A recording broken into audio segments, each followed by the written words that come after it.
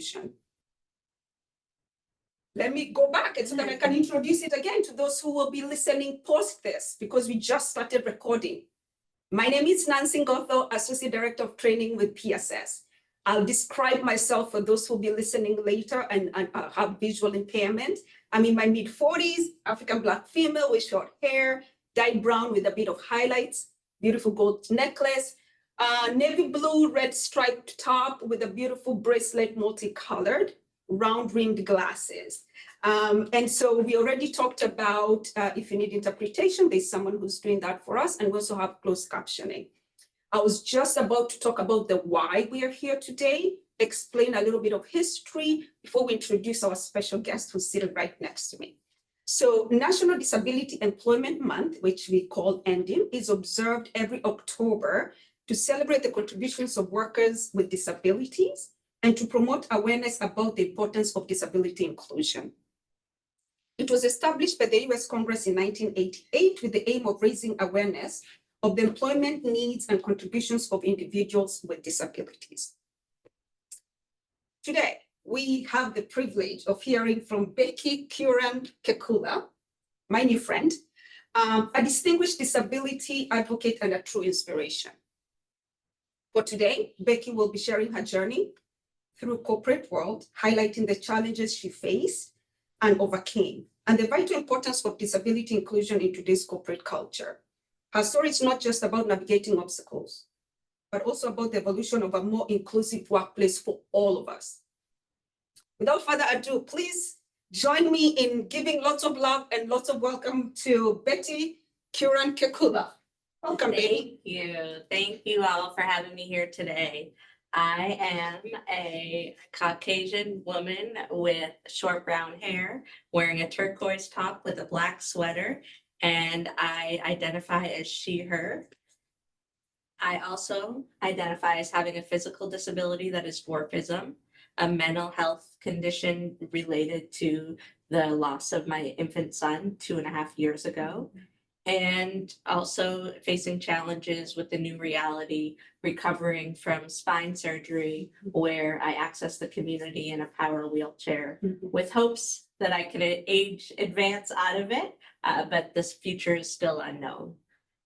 So I'm excited to be here today and share my story, share my experience as someone with a physical disability, but also the challenges that I've faced with mental health, because society constantly reminds me that I'm different, even if I don't remind myself. Yes. And something that I like to bring up, especially in this audience with all of the work that you do, it's important to intentionally think about, even when we're thinking about drug trials, there's a drug out there that is supposed to help with height for people with dwarfism. But do we really need more height, or do we need society to accept our height? And do we want to put those dollars into building more awareness about why it's important to accept us and let us be who we are? And that's how we can thrive. Yes, yes. Thank you for sharing that. So I've already learned your story. We met earlier last week. I've gotten to know you. I've heard your story and your journey, and I'm excited for everyone to hear your journey.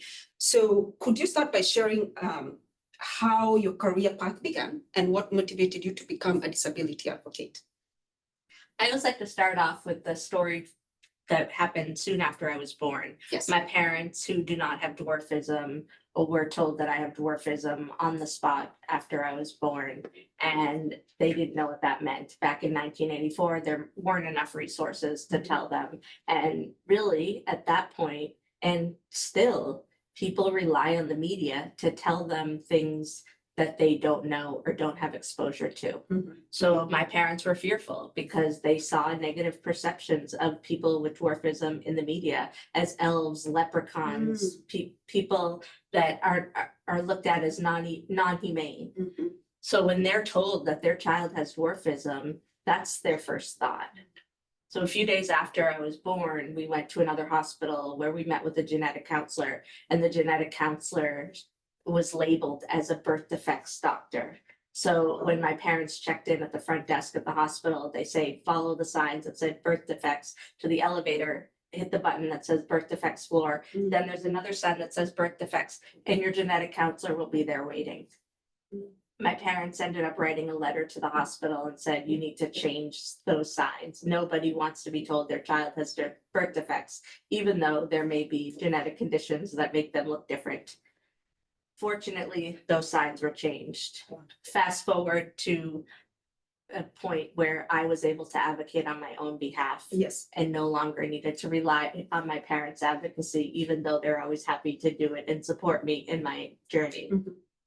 I started to realize while I was in college at Providence College that there is a way to be part of the change. And I decided that I wanted to have some internship experiences related to the entertainment industry specifically, Mhm. because the entertainment industry is what people are paying attention to and how they get their perceptions. Yes. So I knew it was going to be challenging because it is a competitive industry to get into. But after several internships and several applications and job interviews, I landed at one of the largest talent and sports agencies and had 5 years experience there to really figure out how to impact how people like me are perceived. Mhm. And it was important for me to just do the work that I was passionate about. I chose marketing as a major in college, so Okay. marketing was something that was important to me. I wasn't going to say what my priorities were until people started asking me, because I know that it's important for us to prove ourselves, and then people will start to listen about what we want. Mhm. So when there was an opportunity to leave the talent agency and then work in television casting, Mhm. I could really impact who are we seeing on TV shows and who's being represented. Mhm. And unfortunately, after a year time there, people weren't receptive to change. They weren't receptive to having a person with a disability play a doctor, lawyer, teacher. Why not? Mhm. It will add more depth to the role. Mhm. But unless disability was specifically described in a script, that was the only time they were open to those casting opportunities. So I got frustrated and I decided, okay, I'm going to stop relying on the entertainment industry to tell my story and stories of others like me. And I'm going to start telling my own story and see how many people I can impact by just sharing my own story. Mhm. I moved back to the East Coast after 6.5 years. It was a very hard decision. And I look back to at that moment of feeling a little bit of rejection and definitely wasn't identifying as struggling with mental health. But basically, I worked hard to get my foot in the door in the entertainment industry and then got spit out the door. Mhm. But my sister, who's a teacher, Okay. decided to invite me to her class and said, I tell my students all the time about you. Why don't you come meet them? And I always want to be productive. Even when I was interviewing for jobs, it was important for me to treat every day like a job, looking Yes. for a job. Yes. So I thought, okay, how can I make this a productive opportunity? How would I practice speaking while I go and visit your students? So I did. I started practicing, and then that led to going to different Rotary clubs, business meetings. I stumbled upon a parents' meeting through the organization Little People of America, and I found out that students were struggling to go from elementary to middle school or middle to high school because they're going to meet a whole new group of people who have never met them before.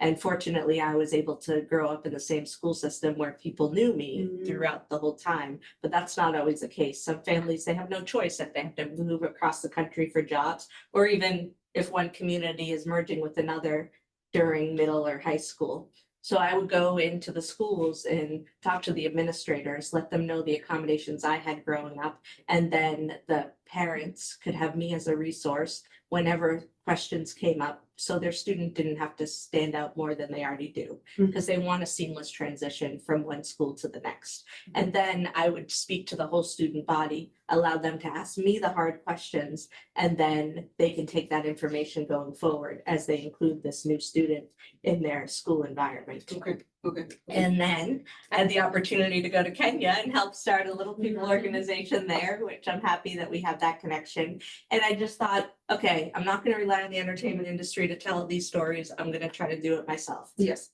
But it does get lonely if you're trying to do everything yourself. So I had an opportunity after that to work at SAG-AFTRA, the Actors Union in New York, and they have a Performers with Disabilities committee. So I really gravitated towards that committee and the work that they did, trying to advocate for greater representation of people with disabilities across all media platforms. But all this time, before you even got to New York, the speaking engagements, the things that you were doing, were all those volunteer opportunities, and that's how you were able to get into these doors, or you were employed at the moment when you were doing this? From the moment I left LA to the moment I started at the Actors Union in New York, it was about a 1.5 year time frame where I was speaking independently. Okay. Sometimes I would get paid for those speaking engagements, but definitely not enough to live on. I was living back at home with my parents. Yes, yes. And that was triggering for me as well, living at home with my parents, being an adult with a disability, living at home, because I didn't want that lifestyle. And that's why I craved that next chapter, which brought me to New York. Okay, so your speaking engagements, as you're speaking, you're changing your career aspiration. Like this is how your journey is. It's leading you to where you are today in Disability IN, which is coming up. But so what were those lessons that you learned as you were volunteering and speaking out, learning to advocate for yourself, learning what is not there for my community? What were those lessons that you learned in that time before you even made it to New York, before you even made it to Disability IN? What are those things that you learned through volunteering, through just putting yourself out there? I think people are quick to make assumptions. Mm-hmm. People get surprised when they can have an intelligent conversation with me once I open my mouth. Mm-hmm. And then they tell other people, oh my gosh, I didn't know we could have this conversation. They assume because of my short stature that I can't keep up in conversation. Oh, I know you can. Yeah. They also are quick to assume that the advice I give them won't work because there was a business meeting where I spoke at and someone said, I'm about to marry into a family where I'm going to have 3 sons. What if we're out to the store and there is someone who looks like you but isn't as approachable as you are? I thought, you're getting in your own way. What if you just go up to them and treat them like a human being? Yes. and give it a chance? Yes. Yes. I also learned that once we start talking to people, we realize we have more in common than we don't. Very true. There was an unconscious bias workshop where I went, and there was an exercise where they said, find someone in the room who looks nothing like you. Try to find 3 things you don't have in common. And it depends how specific you get, because you could say, do you have siblings? Okay, check that off if we both have siblings. Or do you have 1 sibling or 5 siblings? That may be different. But it was hard to find things we didn't have in common.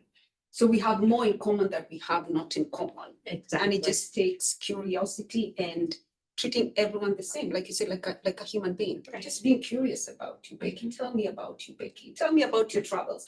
Okay, I get ahead of myself. So now you've started this role in New York. Mm-hmm. So tell me a little bit more about how you landed that job and how you ended up in Disability IN. When I was working at the talent agency, I got to about the 4.5 year mark, and people realized that I had been there a while and had put in my time.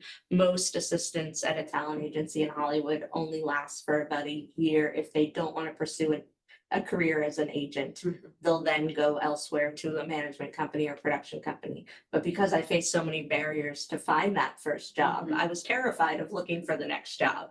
So people started asking me, what is it that you're passionate about? And I said, I'm passionate about changing what we see in the media because that affects how people like me are treated in society. I was given the platform to use the theater at the agency where they do a lot of screenings and host a panel conversation. It was actually during National Disability Employment Awareness Month back in October of 2011. And it was a dialogue, actors with disabilities, those who identify as allies, or even writers, directors, producers, having a healthy conversation about the importance of moving the needle forward. And that's when I came up with the Facebook and Twitter Disability in Media, just sharing stories, because I would often hear stories like, oh, you could be this when you get older. And a child would say, oh, I don't know that deaf people become adults. Like all these things, if people don't see them represented, they don't think it's possible. So really just pouring as many positive stories out there that are out in the media that we lose track of because there's so many negative stories among them. Yes. And that kind of spiral, that panel discussion was where I met the person who became a boss and mentor at my job at SAG-AFTRA. when there was an opportunity to work for him. There was an opening in both the LA and New York office. I was too nervous to go back to LA because I just felt defeated at that point. Yes. So I thought, why don't I just try out New York and see what it's like? And I thought it was a great opportunity to enhance my networking, because living in Boston, which I love, it does not allow for as many opportunities as a heavily populated city like New York. Yeah. So alongside my work at SAG-AFTRA, I was able to be out at networking events, involved with the mayor's office for people with disabilities, and having my finger on the pulse of all the disability advocacy work that existed there. Oh, amazing. And you touch on something that I'm passionate about and talk about. I'm passionate about a lot of things, but one of the things I truly enjoy is networking. So it doesn't matter who you are, your ability, your disability, there's so much importance in networking. And so you are able to network and get opportunities and have doors open for you because you did the networking. Okay, so moving on to you being in corporate. Now you're in the corporate world, but this is still in New York. We haven't made it to disability, IAN. Tell me about that, because I want to get to a point where we talk about your current work and how important it is, at least even to our company here at Sanofi, and also talk about your experience as an employee and how you've navigated that. So tell me a little bit about how now you've moved from where you are in New York to your current job. It's interesting because I feel like the workplaces that I was in before disability and aren't your traditional corporate America type workplaces, but it's still me going to work and working in a place that should think about inclusion for their employees. Yes. And just even early on when I worked at the talent agency, one of the reasons why I did not pursue a career as an agent is there wasn't an opportunity that was accessible. If people wanted to pursue a career as an agent, they would do that year working as an assistant, and then they would go down to the mailroom, get less than or maybe minimum wage, and have to deliver packages all over town. It was a strategy that allowed people to get to know all the big names in Hollywood, but there would be a lot of challenges to me trying to carry packages and delivering packages late at night or at all hours to people's houses. And I think we also look back at the Me Too movement and how vulnerable I would have been in some of those scenarios. Yes. So there wasn't an accessible path for me, even if I chose to move up.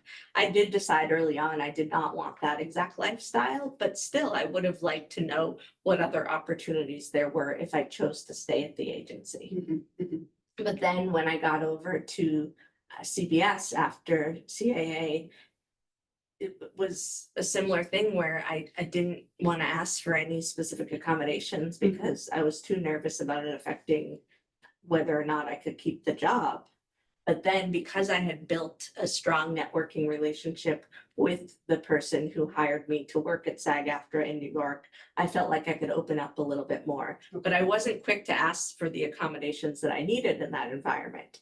It was the administrative department that came to me and said, we have an ergonomics specialist and they're willing to work with you to make sure you feel comfortable at your desk.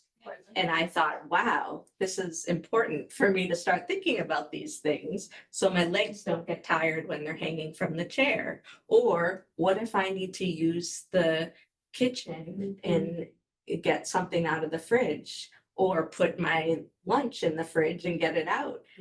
How can I do that safely? A step stool would be great. Yes. So at first there was a step stool that was at my desk underneath the chair that I could use for getting on and off the chair. And then another step stool. It was one of those 2 steps that I could access the sink in the kitchen. And then there's also the common area bathroom. So it was helpful to have a step stool there. And it's funny because we make these accommodations and we realize that they're just for one person, but then you start seeing more and more people using those. So they're beneficial to more people than just one. Yes.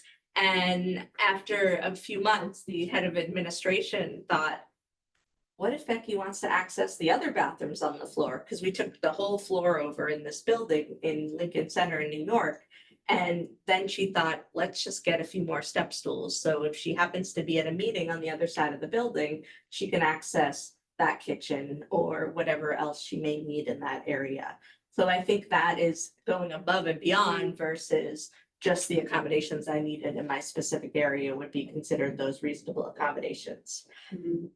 So that was all a positive. I think one of the challenges in the role that I had at the Actors Union, it's a very much an environment where the members remind you every day that you are working for them. Their dues are your salary as an employee of the union, even though there's a lot of hard work that goes behind it. Mhm. So the executive director ended up distributing a culture survey, and they realized that people were very unhappy working at the union because the actors just make you feel terrible, even though you're trying to make their lives Yes, easier. yes. They're reminding you every day if that's all your purpose is to work for them. So we ended up doing this whole cultural transformation and surveyed the whole union, and it was a great exercise, a great thing for me to be a part of. But something that frustrated me was whenever we would come across articles that the group would want to share with each other, there would be diversity articles that people just sent to me, and they thought it was a conversation that needed to be outside of the culture conversation. But here, this is of interest because you're in the diversity department. Mhm.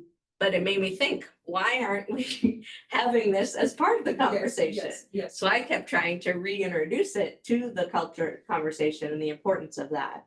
And I enjoyed kind of being a part of that exercise because it was a cross-union exercise, and it almost felt like maybe what an employee resource group may do to drive some of this work forward.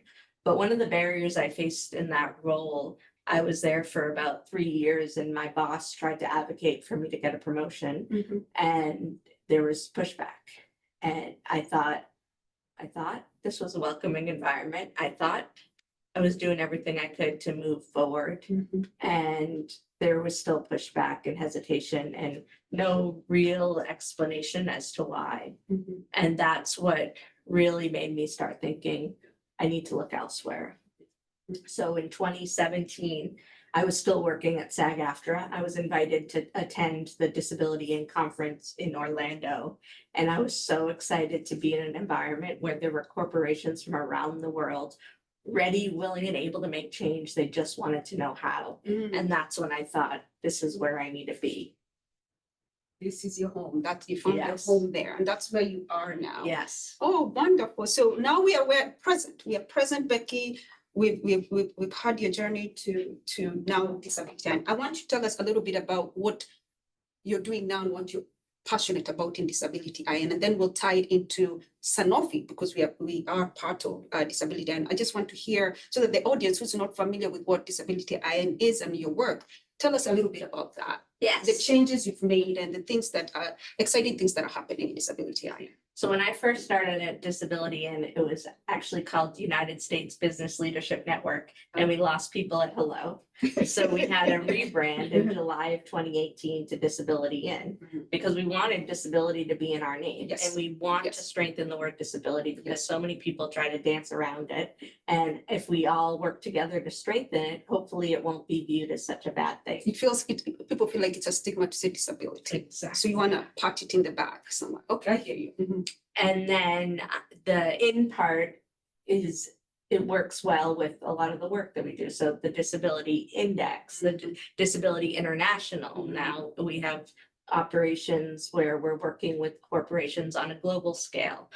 We also have a program, it's for students with disabilities or Mhm. recent grads Yes. in STEM, finance, or business roles that are getting mentored by corporate partners who are willing to give them the feedback that they need to learn and grow and be set up for success. And they actually interview for jobs at our conference every year in July. And then we have a supplier diversity program where people who maybe face your traditional barriers to employment in those traditional roles are able to find something they're passionate about. And if they're 51% owned and operated by someone with a disability, service disabled veteran disability, they are able to get certified and then work with our corporate partners as vendors of choice. Amazing. And then I specifically run the US entity of the Disability Equality Index. Okay. So when I first started in 2017, there were only about 110 companies on board. And in 2024, we just completed the index with 542 companies. I like that. Okay, that's amazing. And what really excites me about the index is it helps corporations get ready to hire more people with disabilities and encourage people in their existing workforce to come out with their disability story so it becomes the norm. Yes, yes. And this hopefully is breaking down the barriers that I faced when entering the workforce, because I know not everyone would be able to survive those 100 interviews without feeling completely defeated. Yes, yes. And you just mentioned, first of kudos, that's tremendous thing to have quadrupled, the number of participants in disability IN. It's a testament to your dedication, right? To your passion and what you promoting disability inclusion, right?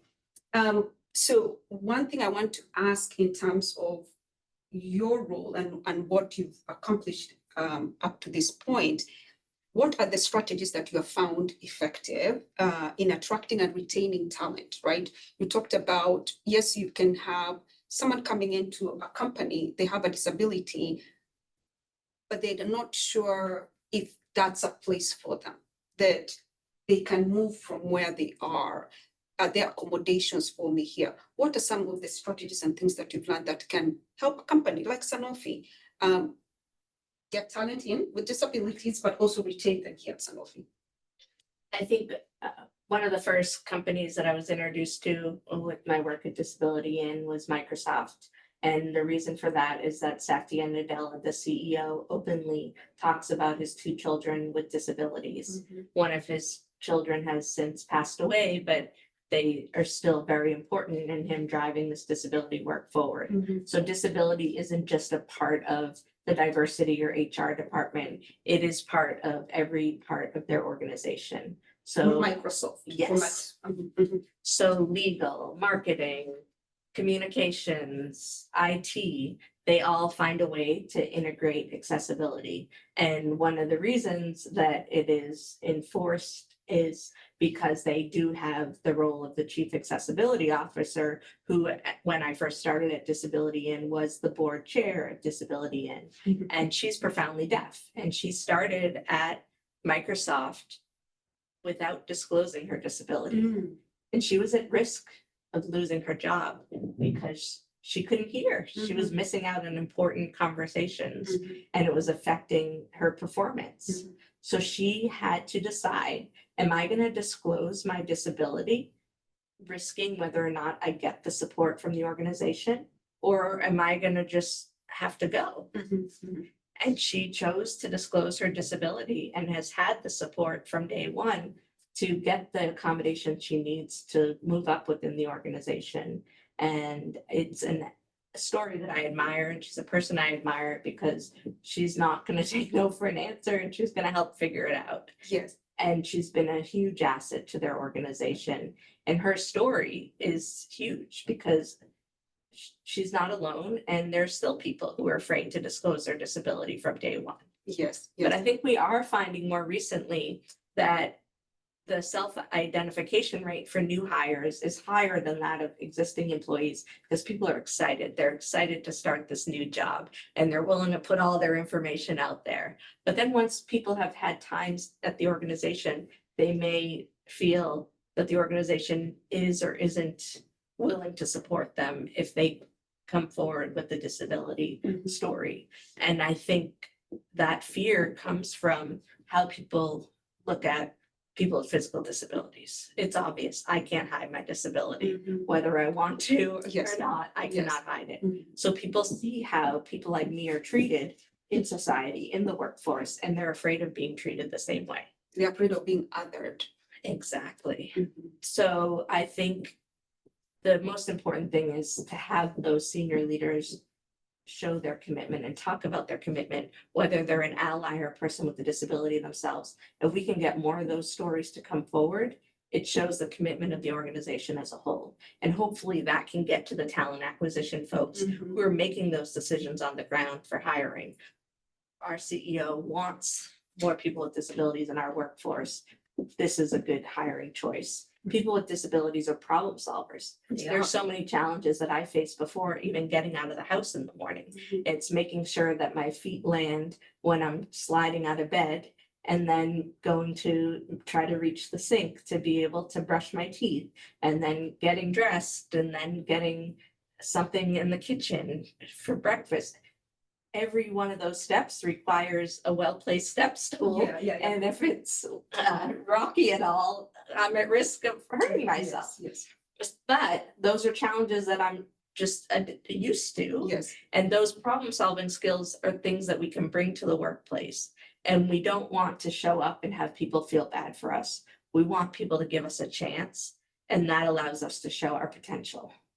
I like that. And that will segue, it will help me segue into a question that I have for you. First off, I'm glad you mentioned executive leadership bringing up stories, talking about their experiences, whether it's personally or with family, because then it provides safe space for someone to be able to come and self-identify. Here at Sanofi, through our ERG, Capable Enable Network, we've had several events where we've had, executive leaders share their stories. So if you're not a member of the ERG, please join, participate, because you will get to hear these stories. You'll be able to see someone else that, you can identify with a disability that you didn't even think they worked here at Sanofi. So I encourage you to join, many of the workshops that CAN ERG offers.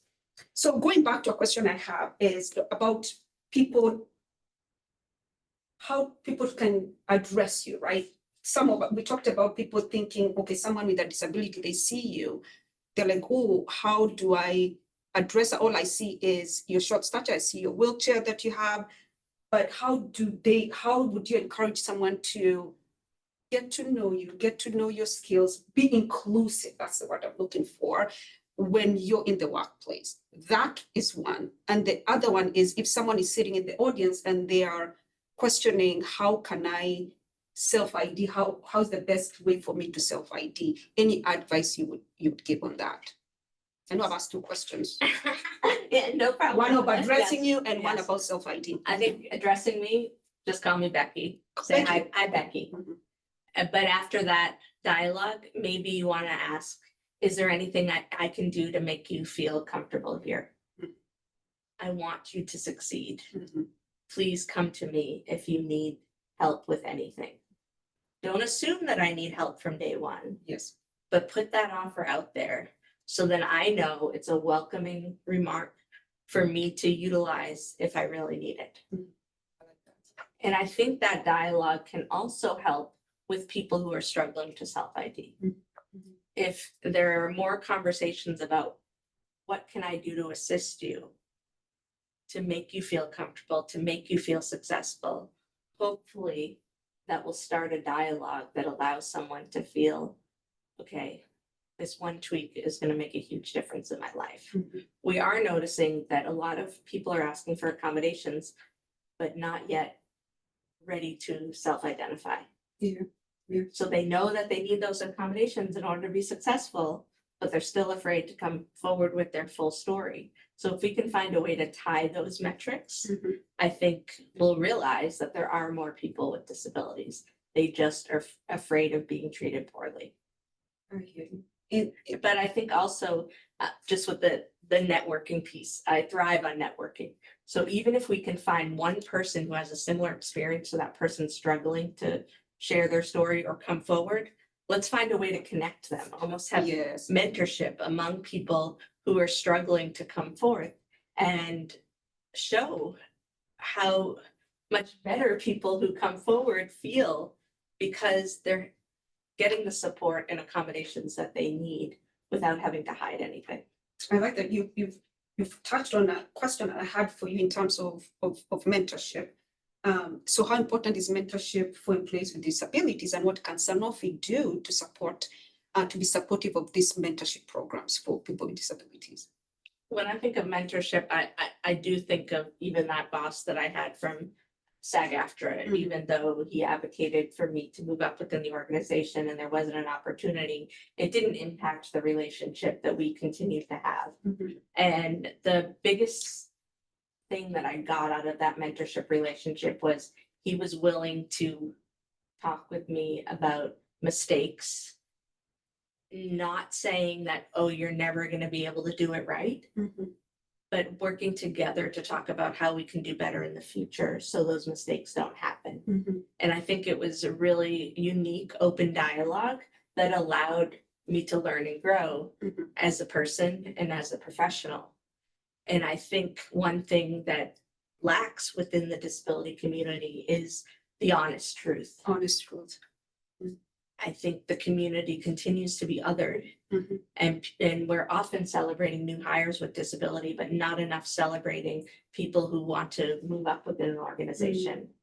I had an interview once where someone pitched me for a job and I had to show up to a recruitment agency. And right when I arrived at the recruitment agency, the lady told me I was so cute and asked me how I got there. And I told her that I drove. So then she was the one pitching me for jobs, which I knew wasn't going to be comfortable. But what she was pitching me for were strictly admin jobs, just being an administrative assistant for the rest of my life. And that was not what I wanted. Yes, I'd put in the time if I needed to, but it was embarrassing showing up to jobs where they looked at me and they even assumed that that's not what I wanted. So we really need to have that open dialogue early on. And that's what a mentor's role can be. How do we have a dialogue on where do you want to be in 10, 15, 20 years? Yes. And don't just think about the right now, because I want to help guide you in that direction. And yes, we need to work hard in our current roles in order to earn that respect and opportunity to grow, but it shouldn't be prolonged. No, it shouldn't. And I think that even with all you're saying, I know that was specifically addressing not only just an individual contributor, but also managers of people, the response that you gave me on how to be able to, give feedback, be supportive of our direct reports, whether they have disabilities seen or unseen, or any ability that they may have. Treat everyone the same, make sure that everyone has a path for growth, right?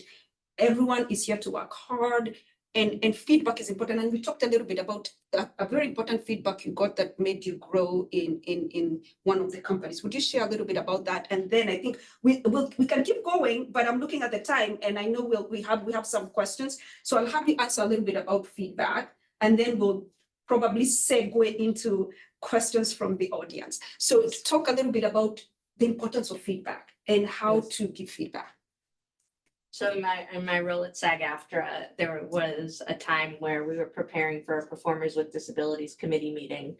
We would have quarterly meetings, and I had not met the group yet, but there were two people in the committee meeting who are deaf and use sign language interpreters. And I thought, this is just figured out. Like, this department's done this before. I'm sure I'll just show up to the meeting and the interpreters will be there. Of course, that was not the case, and it was a learning opportunity for me. But in that very moment, I thought that I was going to be fired because I made a huge mistake, and this was preventing these two members who paid the dues that is our salary to participate fully in the meeting. Yes. How we adapted was my boss, he ended up just typing out what was being said the entire meeting. So almost like having captioning. And he was willing to do it for that time, but I knew that he was very frustrated that the ball was dropped and I didn't have the guidance. And it may also have to do with the training before me, because nobody really warned me that that was what we needed to do, since it was the early days of that job. But instead of me leaving that day thinking that I was going to be fired, we had a constructive conversation about, here's what happened, here's how we prevent it from happening in the future. So I worked closely with the administrative department to make sure 2 weeks before every meeting that we had interpreters booked. And if they weren't booked, we needed to make sure they were. And it was a huge learning experience for me, but I never made that mistake again. And you grew from it. it. Because we were able to have that conversation and talk about how to do better in the future. I think we're quick to judge and just assume that one time someone makes a mistake, they're never going to get it right. And I think the world's most vulnerable population, the disability community, gets that the most. Thank you for sharing that. And I think we had talked earlier, and I'd mentioned how my amazing manager when I started working for her, Chelsea, she said, Nancy, because I was so scared. I'm new in my role. I don't know much about this role. I know what I'm bringing, but there are things I don't know. But the one important thing she told me, and then we'll move to the question is, she said, Nancy, it's okay to fail. It's okay to fail. We'll fail. I'll be there. We'll pick you up and we'll learn from it and keep going. And from then on, I've not been scared to reach out for things that otherwise I wouldn't do, because my attitude now is, why not? Right. I'm going to try it. If I fail, you know what? I learn from it and keep going. Thank you for sharing that. Maybe we'll have a part 2, right? Yes. But because of timing, and we told people we'll only need their 1 hour of their lunchtime. I'll go for questions. Rachel, if there's any question from the audience or any comments that you want to share with us. Yeah, so there's one comment, and this goes back to Nancy, your question to Becky about really more around the disability etiquette and how to address someone with a disability. So the Maria comments that it's very helpful to know what to say, because those are practical tactics that can break barriers to be inclusive. So I don't know if there was any more comments around like just disability etiquette in general for those who maybe are allies and maybe aren't living with a disability, but want to make sure they are living and acting in an inclusive way. I think it is important for people to have in their back pocket the appropriate terminology. I happen to serve on the board of National Center on Disability Journalism at Arizona State University, and they have this great disability language style guide that maybe you can send out after the call. And it really it's meant for journalists, but it actually helps everyone in communication styles. And it talks about all different types of disabilities, kind of the style guides recommendation on preferred terminology and why people don't like certain terms in that within those communities. Because it's unique to each type of disability. It is. Because there may be people in the deaf, hard of hearing community do not want to be told that they're hearing impaired, but people in the blind, low vision community are okay with the term visually impaired. So there's small tweaks, and I think we also have to remember that everyone has a different lived experience and upbringing. Yes. There's a term in the little people community that we tell people not to use, but there still may be people where that was a way that they got attention in their childhood days, and they like the term. So then that acts against when I'm trying to talk to people about the importance of using the right terminology. So there may be some one-offs, but I think when it comes to the group consensus within those disabilities, this guide has done a lot of research within the disability organizations related to those types of disabilities, and it tends to be the common preferred terminologies. And the other thing too, I know you've mentioned too, Becky, is like just the notion of just don't be afraid to ask, ask, right? Because it not only does that allow like a more open dialogue, but it shows that you want to make them feel comfortable, right? And I think that was a great point you'd made earlier. There's another comment in question. Becky, thank you for sharing your insights on dwarfism and mental health. It's been enlightening. I wasn't aware of the connection between the two. Could you explore this relationship further and discuss how understanding this correlation can better inform and support other strategies for individuals with dwarfism? Absolutely. I think Nancy had mentioned it, don't be afraid to fail and get back up.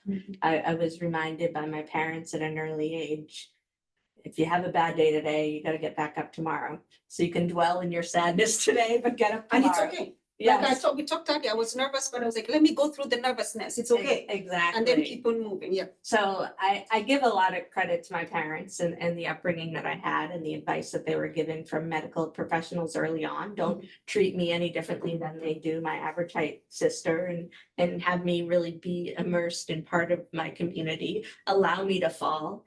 When I decided to move from Boston out to California, my parents had so many people ask them, why'd you let her do that? Why wouldn't they? Yeah. I would live with a lot of resentment and regret if I didn't give it a try, even if I was going to fall. Yes.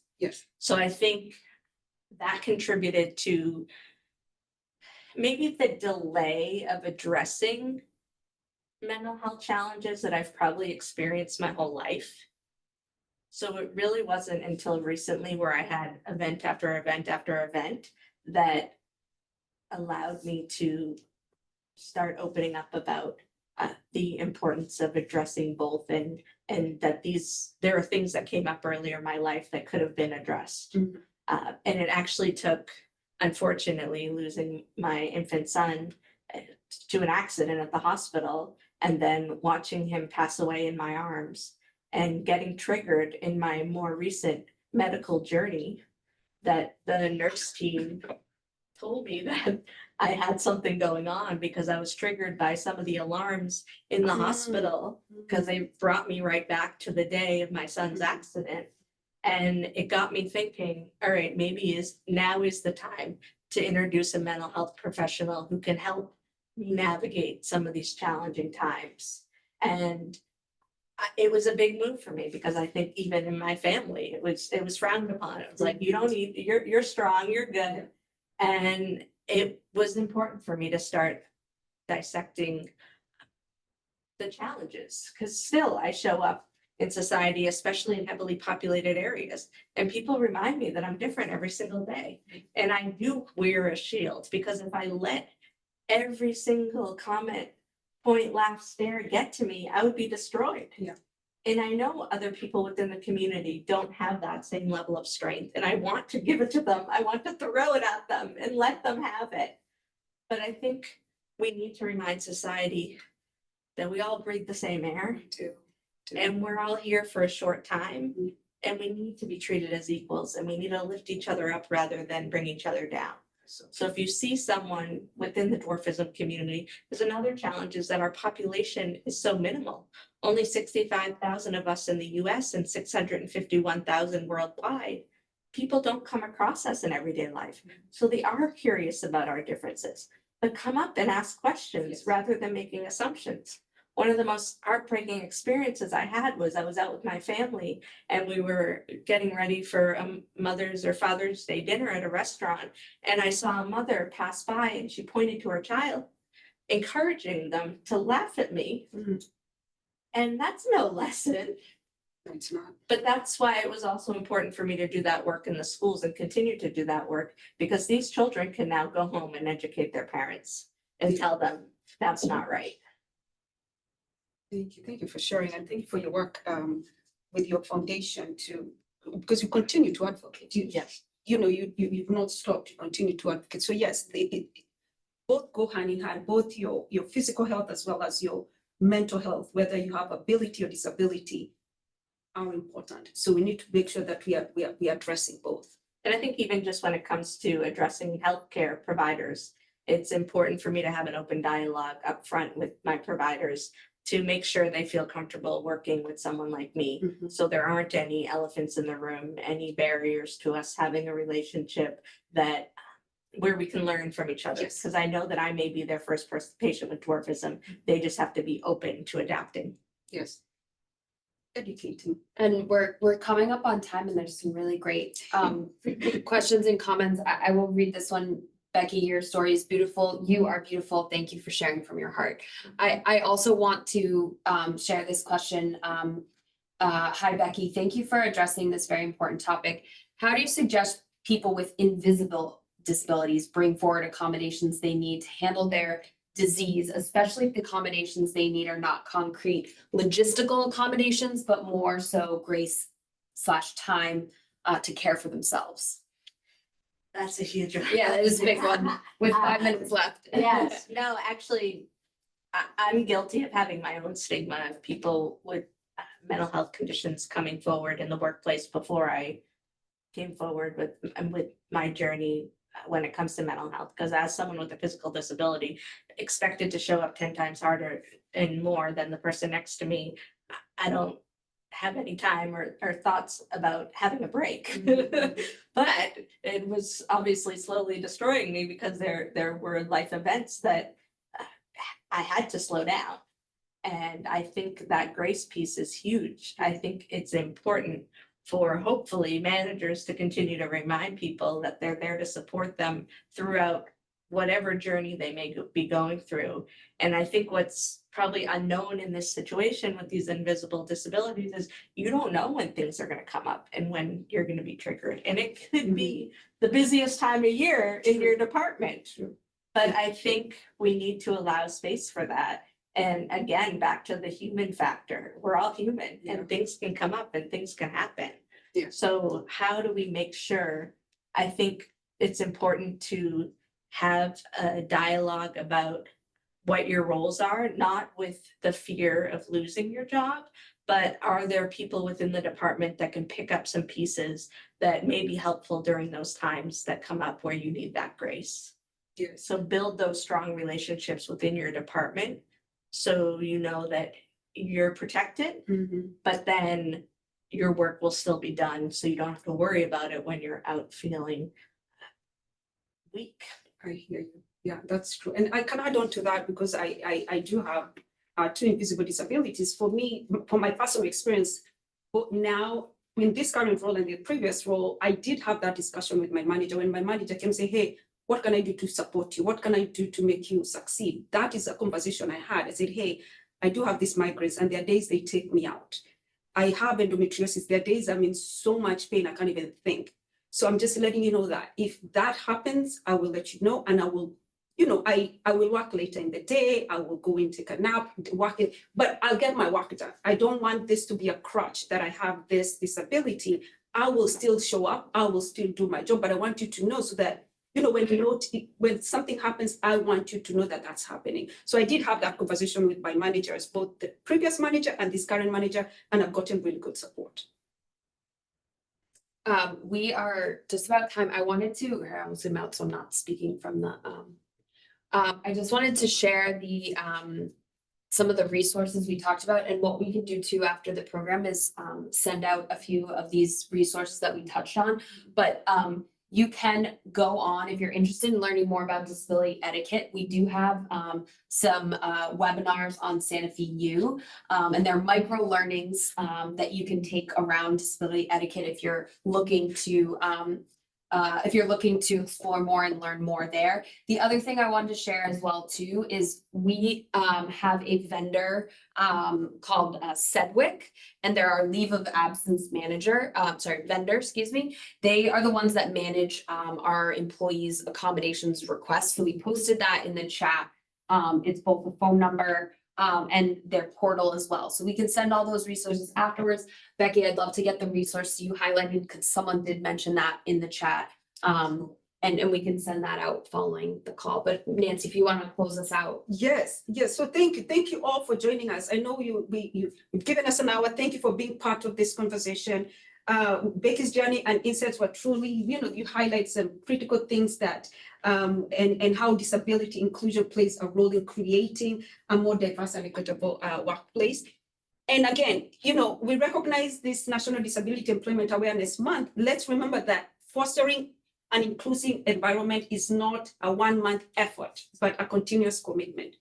Thank you. I'd be remiss if I did not thank the CAN leadership team. I'm the face today for the CAN LT, but there's so many volunteers in the background that have helped with this programming today. So thank you all, Rachel, Pat, and Peter. Thank you so much. And you know what? Join us again for the next session that CAN ERG will be putting forward, but I appreciate everyone that helped with this session.